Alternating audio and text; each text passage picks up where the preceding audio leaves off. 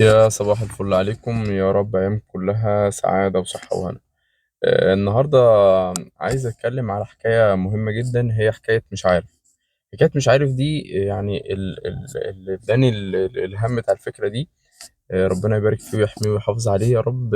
آدم ابني. في مرة كنت أنا وهو بنتكلم فقال لي مش عارف. فقلت له مش عارف. قلت له طب ودي حاجة حلوة ولا وحشة؟ قال لي مش عارف. وبدأ يستخدمها كحجة في إن هو يعني إيه، يهرب من حاجة معينة. بتكلم معاه في حاجة بيهرب فيقول لي مش عارف. قلت له بص يا آدم، هو احنا الفرق ما بيننا وما بين بقية المخلوقات، الفرق ما بيننا وما بين الأسد، الحمار، الحصان، الكلب، القطة، البقرة، كل ده عنده مخ واحنا عندنا مخ. بس الفرق ان احنا ربنا ميزنا بنعمة التعلم، ان احنا بنعرف. قال له فأنبئهم بأسمائهم. يعني هو ربنا علمنا حاجة وقدرنا احنا نعرفها، هما محدش فيهم من المخلوقات عرفها. مين اللي عرف يتعلم وعرف يقول؟ الإنسان. فدي ميزة الخلق بتاع البني آدم. الإنسان عنده ميزة إن هو يعرف. فدي أكبر ميزة عندنا. إيه ميزتنا الحقيقية؟ في إن إحنا نعرف.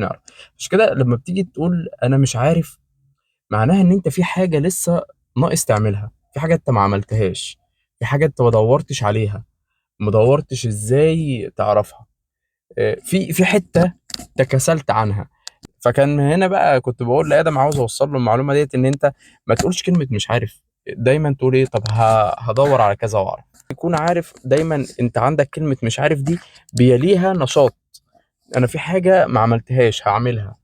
انت عارف ان انت تقدر تعمل كل حاجة. هو ده، دي ميزتك. هو ربنا خلقك كده، ميزتك الأساسية ان انت تقدر تعرف ازاي تعرف تتعلم. هي دي ميزتك. هو ده اللي فرق بينك وبين جميع المخلوقات، سواء ملائكة، حيوانات، شياطين.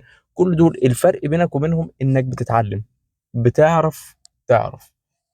اتمنى تكون رسالتي واضحة كويس جدا، ان احنا ما نستخدمش كلمة انا مش عارف وخلاص، ونبقى عارفين دايما ان مش عارف دي وراها حاجة تانية.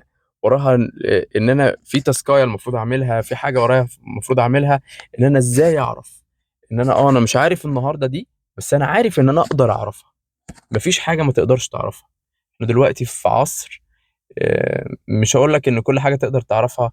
ده انت ممكن يعني تخطط سنة قدام وانت قاعد دلوقتي.